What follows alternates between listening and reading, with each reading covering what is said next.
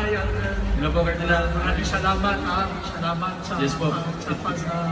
pagdalo mo dito, no? It's an honor po to be here. Sige, picture na kayo. Baka hindi na kayo makinig sa mga ikukwento niya, ha? Yes po. Okay. So, kahit paano siguro narinig mo yung mga kwento ng buhay, ano? Yes po, Cardinal.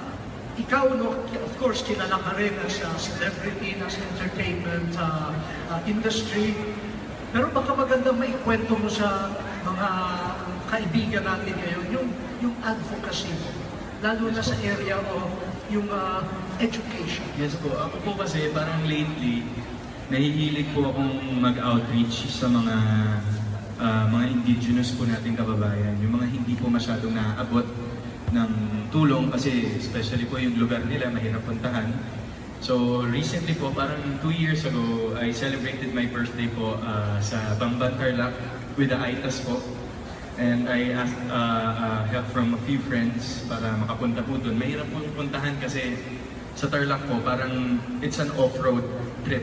So kailangan po ng heavy duty na sasakyan. So we went there po, we gave out some supplies.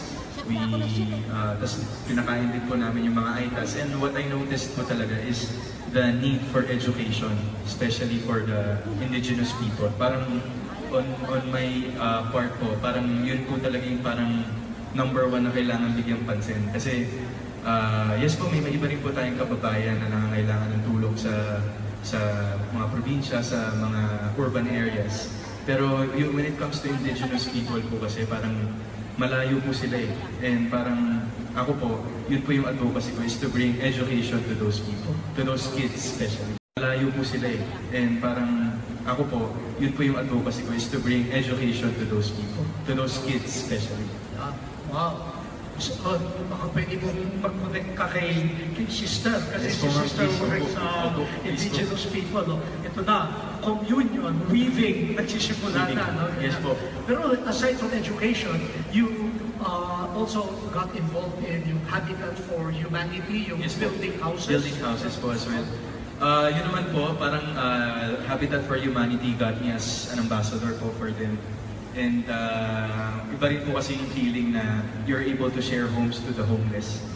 Kasi parang yan po yung isa sa dentro sa mga number 1 problems ng country po natin as of now.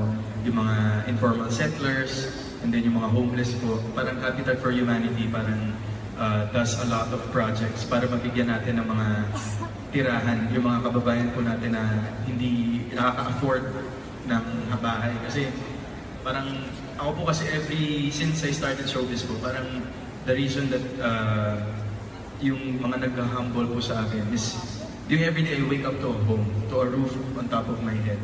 And how many people, how many less fortunate Filipinos are not able to have that privilege. So parang in a way po, isa rin po yun sa mga gusto kong ma-push po to everyone who's here na makatulong. Kasi Cardinal, ang pagtulong naman po is not necessarily at the extent of finances. Hindi lang po sa pera ang pagtulong. You can help through your being a volunteer. You can give moral support to everyone.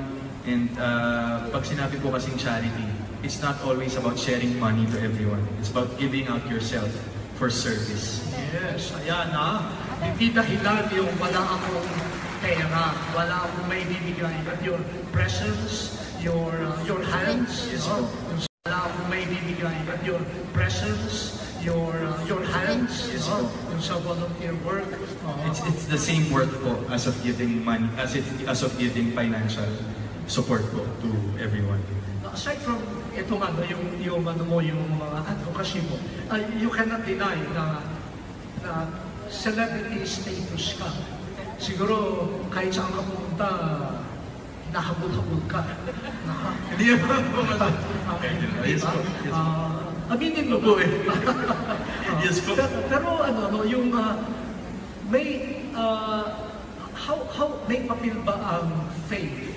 May papel ba yung religious yung spiritual life mo in keeping you sane and grounded? Sobra po, Cardinal. Siguro kung wala po akong faith, baka po matagal ko na pong in-inject yung sarili ko sa showbiz. Let me share po the story po of how my faith began. Parang since I started showbiz po, wala po ako nun eh. Parang yung faith ko is scattered. I believe in the Lord, I believe in Catholicism, I believe in the church. Pero hindi po ganun ka-strong when I started. And then parang,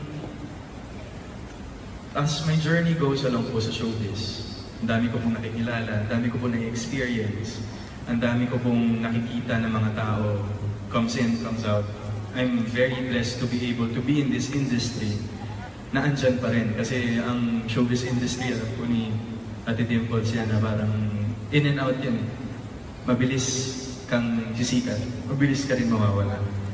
But siguro po yung faith po yung talagang magpapanatili sa'yo kung nasan ka man. Parang 4 years po ako sa showbiz na steady. Yun po ang term nila, steady. Andyan ka lang. Alden Richards, okay, andyan, Jimmy. And then, parang slowly po, na-discover ko po yung power ng faith kay Lord. 4 years po ako sa showbiz na steady. Yun po ang term nila, steady. Andyan ka lang. Alden Richards, okay, andyan, Jimmy. And then, parang slowly po, na-discover ko po yung power ng faith kay Lord, kay Mama Mary at the same time. Parang bigla pong dumating yung altar. All of a sudden po, it was like a beautiful miracle that happened in my life. And I always offer it to the Lord. Sa Kanya po, lahat po na nangyayari sa akin ngayon, after this point, it has been 2 marvelous years of overflowing blessings, overflowing faith po ang nararamdaman ko. So parang, yun po siguro talaga yung purpose ng faith. When you live your life for the Lord, talagang you will know that you're doing the right things in your life. So ako po, yung faith is one of the instruments that keeps me grounded, that keeps me sane. Kasi kung wala po ang pananampalataya ko sa Diyos, hindi ko po kakayanin yung mga dumarating sa akin ngayon. And parang faith is a way of life. And that's my purpose po, my purpose of living. May tanong ako naisip ko ba na magpare? Cardinal? Well, kasi ako po, I believe that everything in life is a choice. Is a choice. And kung talagang nandun yung calling natin, kung saan tayo tawagin ng Diyos, doon tayo dapat pumunta. So, kung titingin ka doon, no? Mga pari, hindi mo kasing Fathers, what's up, fathers? Kasing gagwapo mo naman eh, no? Ang mga pare, Ganun lang po ako. Talagang yung buhay ko po, in-offer ko na sa Diyos eh. Bahala na po siyang dalhin ako kung saan man. Wow, talaga. So, maraming salamat. Talaga. Sige po, Senyor Alden. Uy! Agad! Agad! Agad. Ayan. So, mga kaibigan. Pinangawa po kayo. Ayan. Favorite inspirational song, but sing it the first time. Ay, meron ako! Buti na lang sa'yo.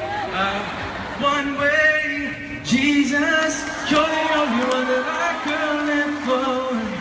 One way, Jesus, you're the only one that I could live for.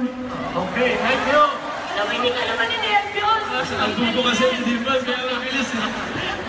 Sister, ikaw ulit. Last question ito ko. Last question. Pag tinanong ka ng mga tao mamaya, ano naman ang napulot mo dyan sa PCME? One word. Ano ang napulot mo dito? Faith po. Faith.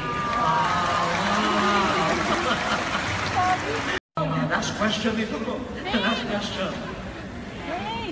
Pag tinanong ka ng mga tao mamaya, ano naman ang napulot mo dyan sa PCME? One word. Ano ang napulot mo dito? Faith po. Faith.